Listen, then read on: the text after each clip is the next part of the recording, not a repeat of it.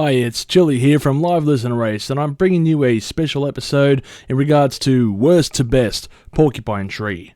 Now, Porcupine Tree is a band that I hold near and dear. It's a band I discovered a long time ago and have thoroughly enjoyed over the years of listening to their music. Over the years, I'll give you a quick rundown now.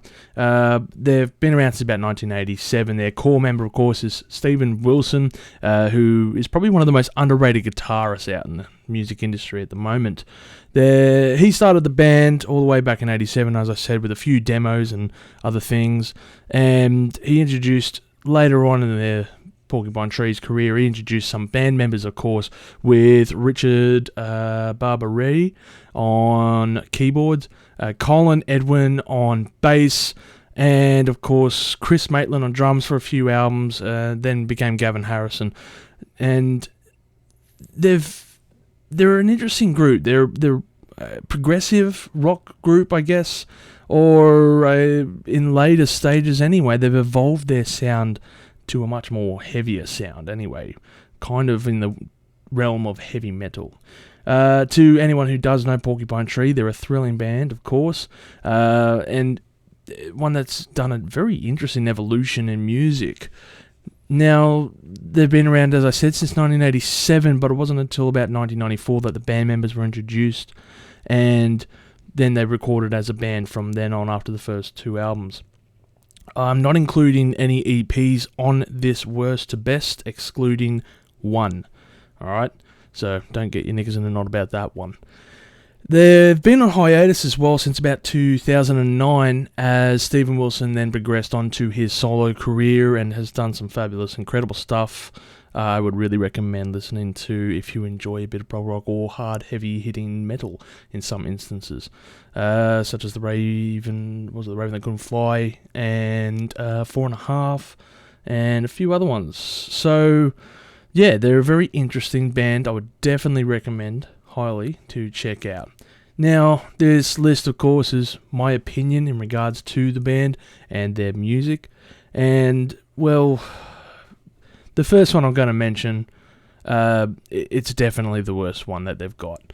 I would barely go through it for a playthrough. The first one we're going to go through for the worst album by Porcupine Tree, On the Sunday of Life. Probably no surprise to any Porcupine Tree fans out there.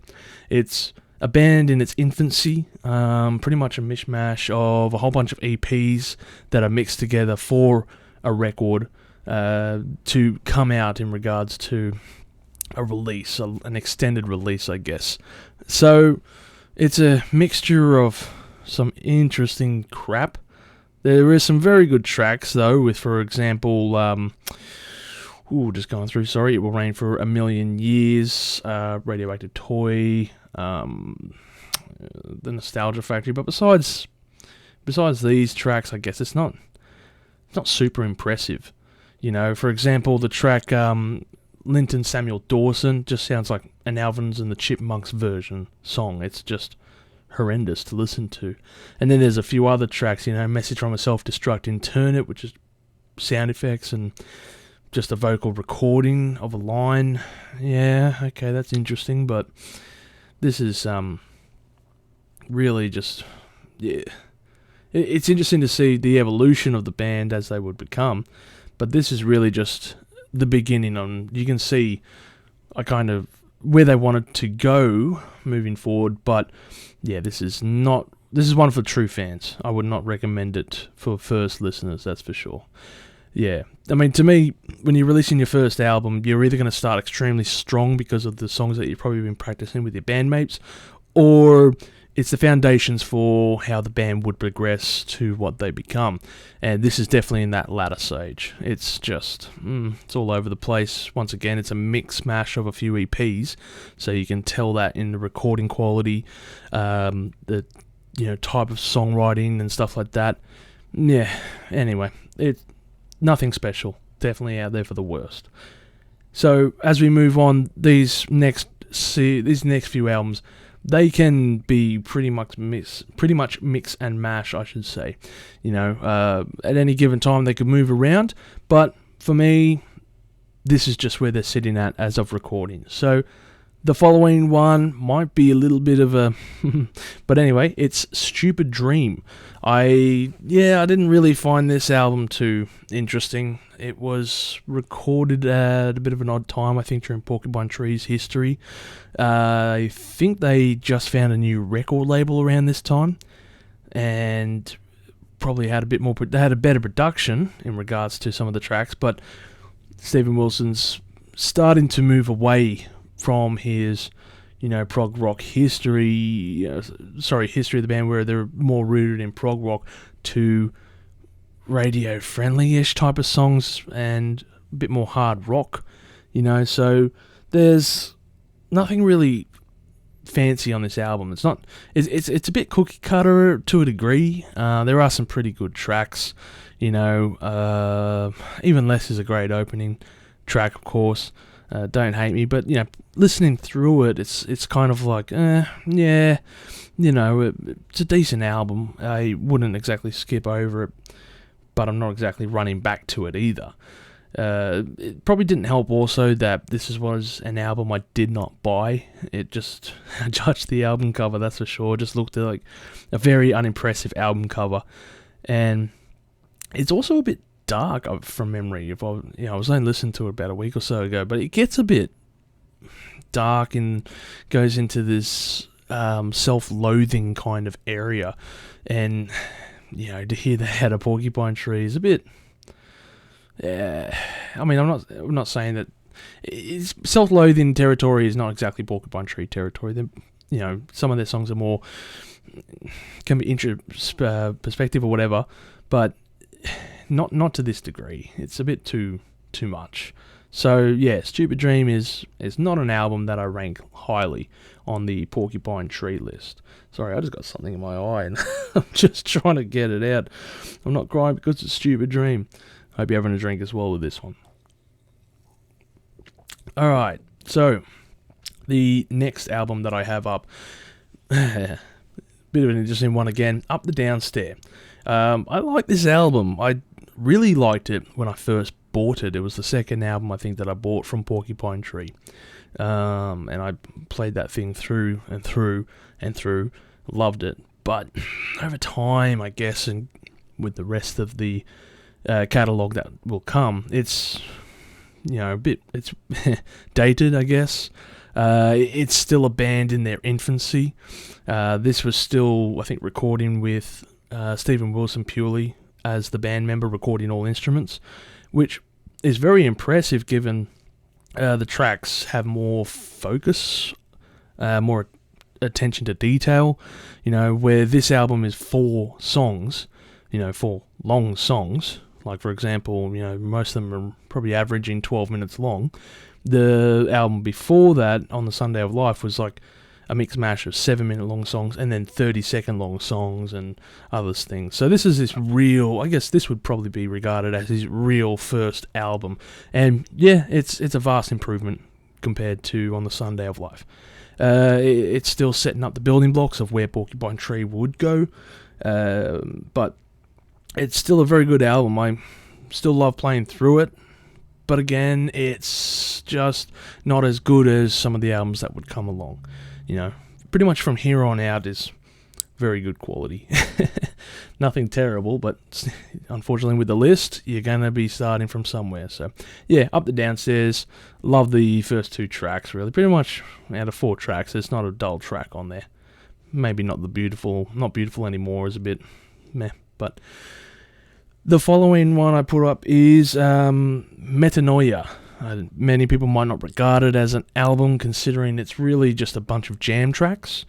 I regard it as an album. It's an album that I bought back in the day. I remember looking at this album cover and thinking to myself, oh, okay, that's very spacey, and I was more into my kind of jam music at the time and wanted just something long and spacey, I guess. I was getting into that kind of sound at the time, and I remember when I read up about it, I thought, yeah, this is going to be an interesting album to check out. Jam tracks, cool. I like G3. I like it when they jam on their stuff. Any live recordings in general. So let's hear how Porcupine Tree go. So yeah, this whole album is pretty much just jam tracks only, and it's got some long tracks in there, like Mesmer 3, Coma Divine, which ties back into, I think, the Signify album. So I think this was recorded around the time of the Signify album as well, with Intermediate Jesus and stuff like that. So yeah, there's some really good tracks. It's interesting to check out. I'm not going to rate it higher purely because it's just a jam album, but I do thoroughly enjoy this album. So I think it's a great album, To Porcupine Tree fans who haven't heard this and you're a fanatic, really, you gotta listen to it. Gives an interesting perspective in regards to a band and their musical abilities.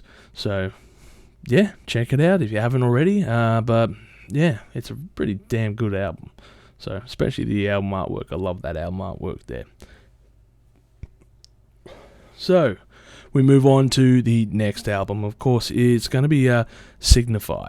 Maybe catching some people out there, but yeah, Signify was another, I think, the third album that I bought or something like that around that time. And again, it was a decent album. It shifted to shorter songs, and compared to their previous albums, and really was a bit more focused, because I think this is the first time that the album was written as an entire band, and it does show, there's a lot more influences coming into the pot here and kind of melting into it, and there's some interesting tracks for sure with, the Waiting Phase 1 and 2 songs, Signify, and what was the other one, Dark Matter, of course, is a really good track there, Idiot Prayer, and all those other ones, they're really good tracks.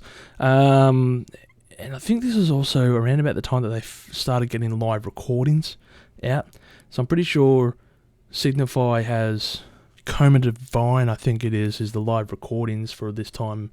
So, you can hear the band performing live during this set, and it's a pretty damn good live album as well to check out. And it's not a bad album. It slipped wayside for me over the time, again, probably because I haven't really sat down and listened to it again. Plus, the album artwork is weird. I just hated that artwork for some reason. It's just this sepia woman, just in, I don't know, bondage. And I just found it very odd and bland.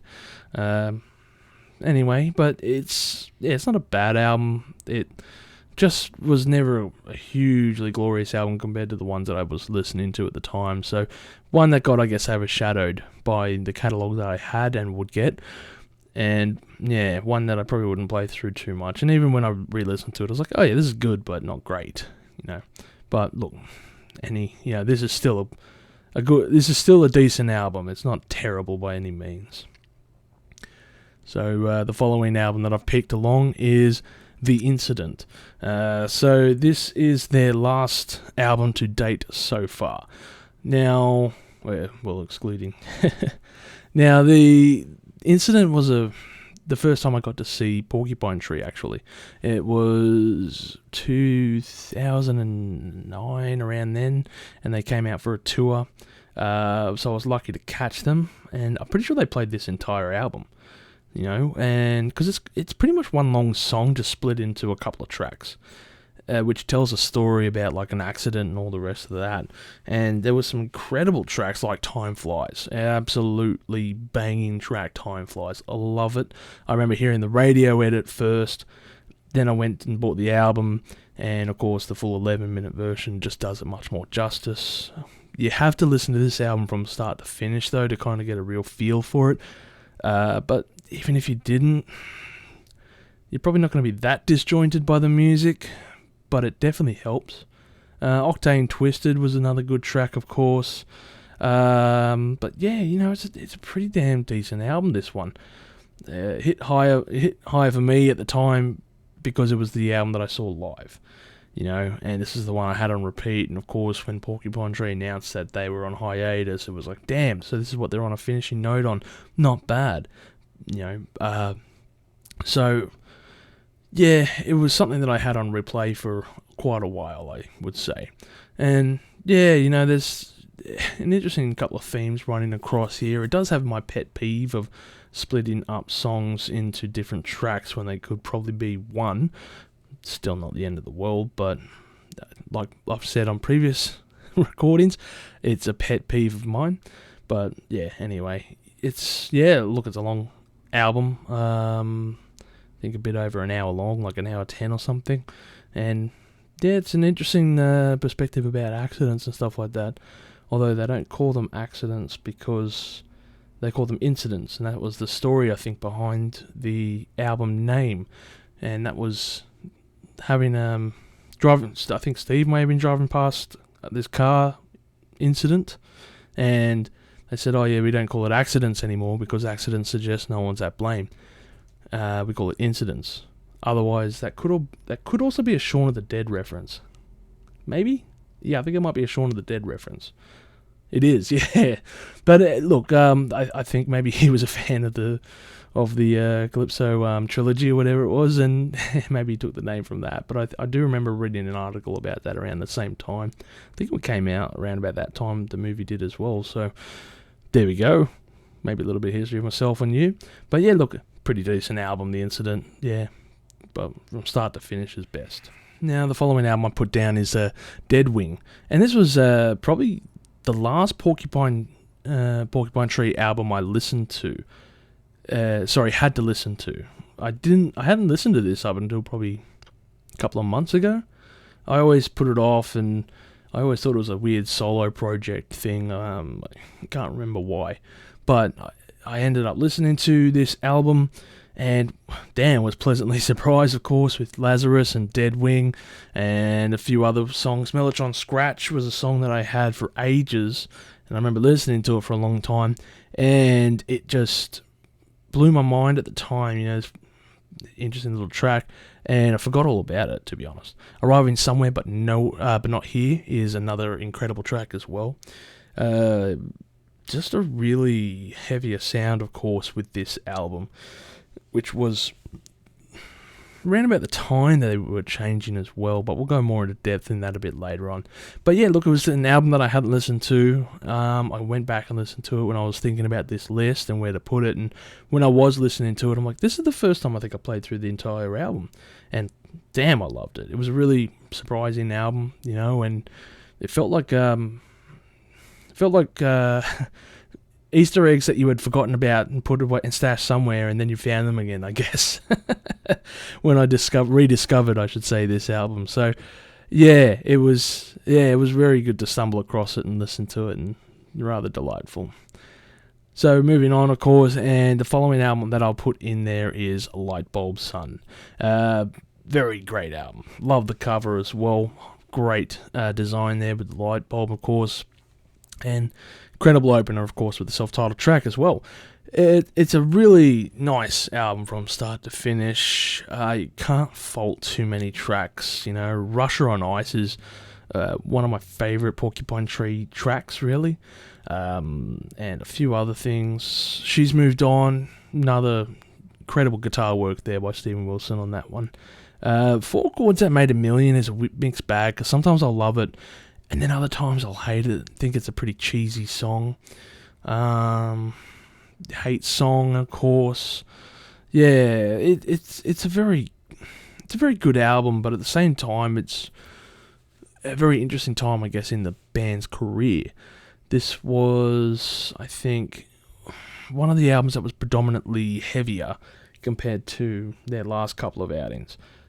Porcupine Tree would move from sounding like some neo-prog rock group or something, to eventually editing albums for Opeth. I mean, Steven Wilson has been, I think he helped out on Watershed, the album, or Recoil or something like that. It ran about 2007 or something like that. But yeah, he helped out Opeth on some of their albums for production, I should say, and he learnt a few things, of course, from the Opeth lads and transferred it over to Porcupine Tree and introduced a heavier sound, and that he was starting to get there. This is kind of one of those albums that's transitioning over to that heavier sound, but the full transition would come much later on, after he worked with Opeth. I mean, this is also a guy who helped reproduce the first couple of Yes albums. You know, I think he did like the box set for their first 6 albums or something like that. He's a very good producer. You know, he knows how to work his way around a studio, and like I said, very underrated guitarist. One of the probably the most underrated guitarists I think out there. You know, people who don't know him really are missing out if you love your guitar work, and especially in prog rock. You know, Morellon fans, get on board here. But yeah, moving on. Look, Light Bulb Sun, very good album. Loved it. You know, it was a decent purchase at the time. I think I bought it on a whim. You know, it was on special, and I went, oh well, here's another Porcupine Tree album I haven't had a listen to, and yeah, I was pleasantly surprised when I heard it. You know, so yeah, very good album, very good. All right, moving on. I'm gonna bring a curveball in here with In Absentia. Yep, I'm gonna rate this one at this spot here because, and hear me out, this is a fan favorite from for a lot of people, I would imagine. But not to me. I have reasons for why I put the other albums up higher, but for me, In Absentia wasn't that highly rated for reasons. It's a very good album, you know. This is probably more of a start or something like that when they were going to move over to that heavier sound. Still one foot in each field almost. Blackest Eyes, of course, Trains, great track, Trains. I heard that one live. I think they performed that on their last song when they came out as an encore piece. And yeah, it's a great album from start to finish. I believe it's been remastered recently as well with bonus tracks, which I haven't listened to. It's an album I didn't really listen to until much further on, later on, I should say, probably a couple of years ago that I started listening to it. And there's some bangers on there, of course. You know, Gravity Eyelids, Wedding Nails, Point 3. Woo, Collapse the Light into the Earth. Yeah, incredible songs there. From start to finish, this is a brilliant album. Very well produced as well. Slick production levels here. Probably one of their best produced and best sounding albums. That's for sure. I think they really were in their prime, I guess, around this time. So yeah, I think I've got to go back and listen to a live album around this time. Talking about it now, I just want to listen to it. So yeah, look, Porcupine Tree, great bloody album there with In Absentia, but unfortunately not the highest. So for me, yeah, this is where it sits right now. So before we move on into the top 3, I just want to remind everyone to subscribe to our channel to stay up to date with all the videos that we put out. Also to like the video and share it with your friends and stuff like that. Show everyone. Please support a small channel like me.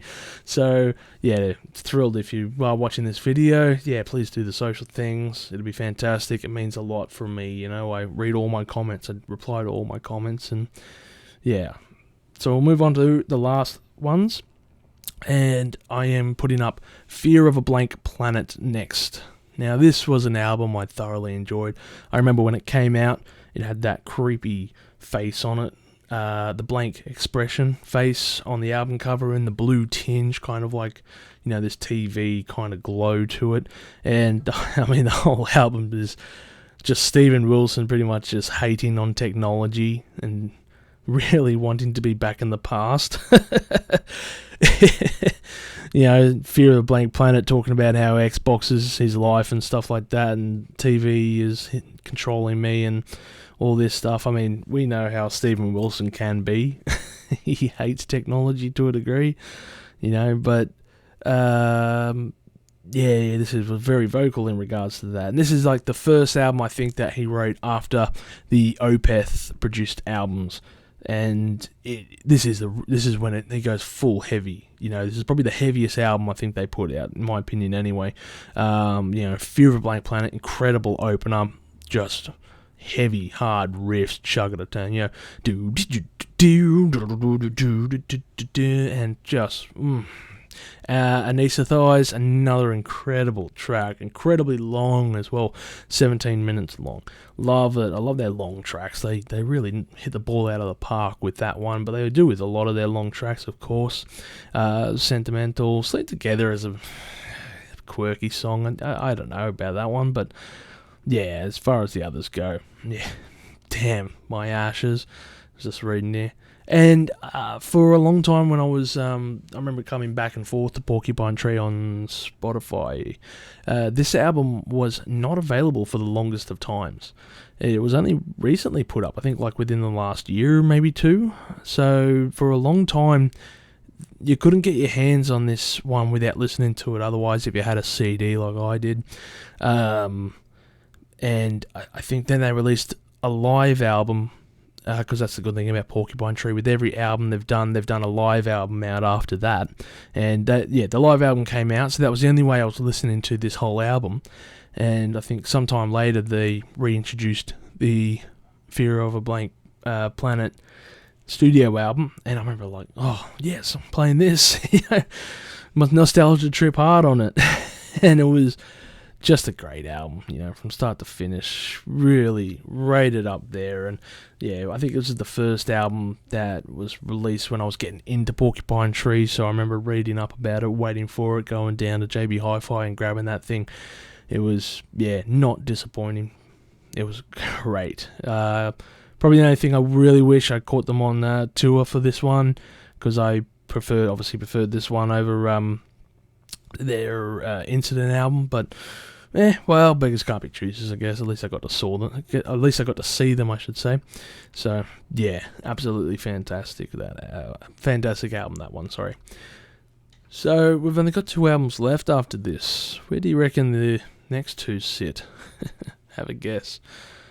For me, the second last one I should say, is Voyage 34. This is the only EP, of course, that I am including in here. And this EP, I should say, just incredible. I'm pretty sure it's a mix of a bunch of songs written over time, but phase 1, 2, 3, and 4. Wow, I'm taking on a voyage myself, this is a bunch of people on LSD, and then her 34th trip, this is the one that got her. So yeah, this is a very interesting soundscape, I guess, of ideas would probably be one way to put it, starting from phase 1 through to phase 4, where it begins off very mellow and interesting, and then all of a sudden it hits hard and it comes in, and it's jagged edges and stuff like that with the harder guitars, and it's this guitar solo, Steve's guitar solo throughout these songs are just beautiful guitar tone work there, and with the overdubs, of course, by like the narrator as well, just absolutely incredible. Even the fine additions of a few people laughing, and makes you feel like you're a fly on the wall situation listening to what's going on. The bad side effects of drugs, people, this is it right here.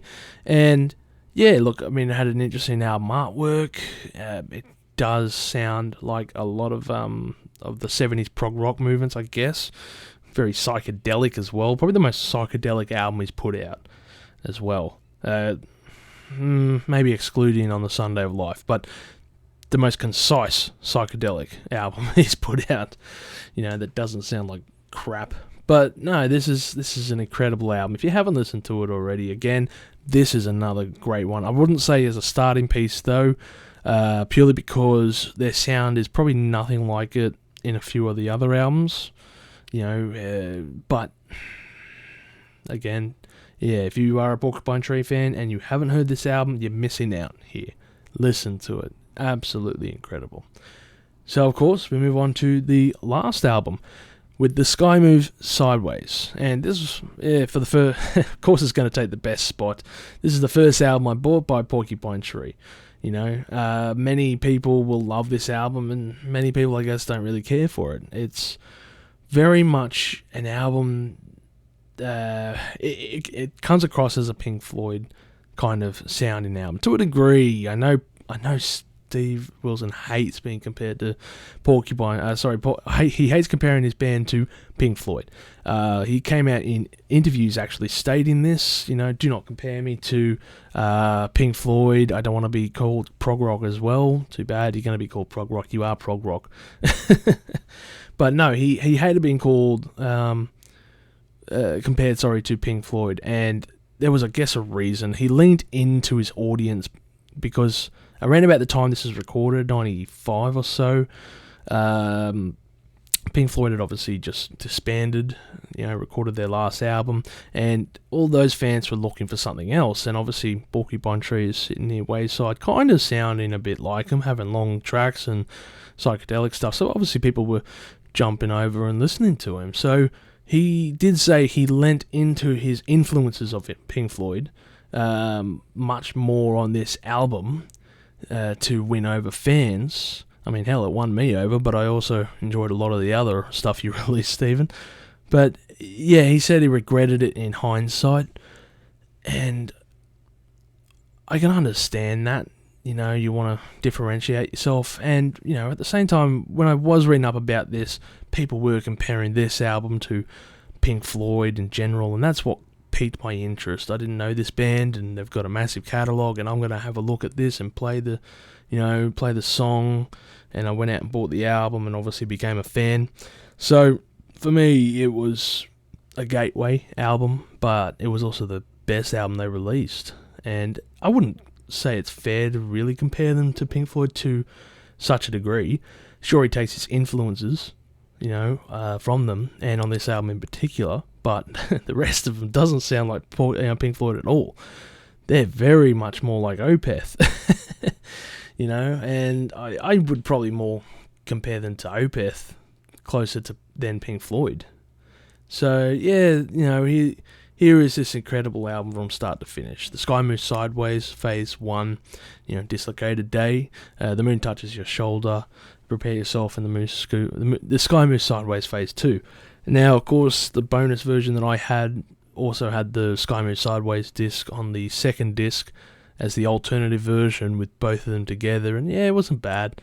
I preferred the way that the studio album did it, where they split it into two, very much in the way of Wish You Were Here. It reminded me anyway, and the other ones as well. Stars Die, Moon Loop, Improvisation, and stuff like that. Really great tracks to listen to. So it was a really fantastic bonus features there. Forgive me, I got a cold. But no, this is my favourite album by far. The first album I bought by Porcupine Tree, and it won me over. You won me with this album from start to finish and everything beyond. So, it's a very interesting catalogue that, Porcupine Tree have. And I remember Steve Wilson, I felt a bit disappointed actually I'll go to that into a second, but look, Porcupine Tree have released a new album today. They've reformed without their bass player, which would be interesting to see how they're managing, and anyway, they've reformed and put out a new album today with Closure continuing. So that is out today now. You can listen to it, and I am going to be listening to that, and you can bet that I'm going to be doing a 5-minute review on that. I might even do an extended one, we'll see, because Stephen Wilson has indicated this may be the last Porcupine Tree. He has indicated this will be the last album that they put out. He wanted to finish it back then, but he's got together with his bandmates now and has released this album. So this is going to be their last album, and I really would believe that. The guy, I don't think he wants to be continuing under the banner. He's happy with his solo career and does some incredible works there. So it'll be interesting to see where that album is going to sit. Is it going to be their swan song, or is it going to fall flat? I'm sure during the review that I'm going to make on that, I will also put down where the album would slot in comparison to this playlist. So yeah, look, just a final rant, I guess, but I remember Stephen Wilson reading an article about him talking about Greta Van Fleet, because he didn't like them. He hated them pretty much. He considered them just cheap Led Zeppelin knockoffs. And I was like furious. I'm like, what are you talking about? Yeah, they are knockoffs, of course, but they're paying homage basically with their music, and that's them playing to a style. They want to play homage to what they listen to. And I'm thinking, Steve, you've done Pink Floyd knockoff. But then I guess as I thought about this over time with this review, I feel like while he may have come off on a bad foot in the way, or how he came off a bit bad in the interview anyway, you know, saying, that I hate them, I hate their sound because they're just they're just a cheap Led Zeppelin knockoff or imitation band. I think he's saying it from the degree that he's been there, with, of course, the Sky Moves Sideways and everything I discussed being compared to as the next Pink Floyd. Obviously, you don't want to be the next X band. You want to be the band. You want to be the band that's remembered for this music. And that's why I think Stephen Wilson moved away from his style of the Sky Moves Sideways into these various other styles later on. And bravo, he did great work moving forward, of course. You know, he's done so much stuff. If you really haven't listened to his band, if you hear out of curiosity, or if you hear from a fan of the channel just checking out this review, thanks by the way, then really I would recommend them. I would highly recommend them. I'm just trying to think who they sound like, but to be honest, they're pretty unique to a degree. I'd say Marilyn, but that'd be very wrong. Yeah, look, they're just a prog rock group, pretty hard and heavy at some stages. You know, but then at the same stage, they can be pretty light and acoustic-y in other areas. So, yeah, if you haven't listened to them, jump over on Spotify, whatever you got, and play their stuff. Play This Is Porcupine Tree. Start from there, you know. And, yeah, thank you very much for also watching this review. Again, if you haven't already liked this video, please do. Everything helps in regards to that. So, yeah, thanks for watching this review. I hope you have enjoyed it, and please tell me below how you rank these albums. Would you put some of these higher, or would you put some of these lower? I would be interested to hear. Jump on Twitter or our Discord as well, at Live Listen Erased. So, message me and tell me, what do you think? Would these albums be right? Do you agree with my list? Would you disagree with it? What ones do you think would place higher? Which ones would be lower?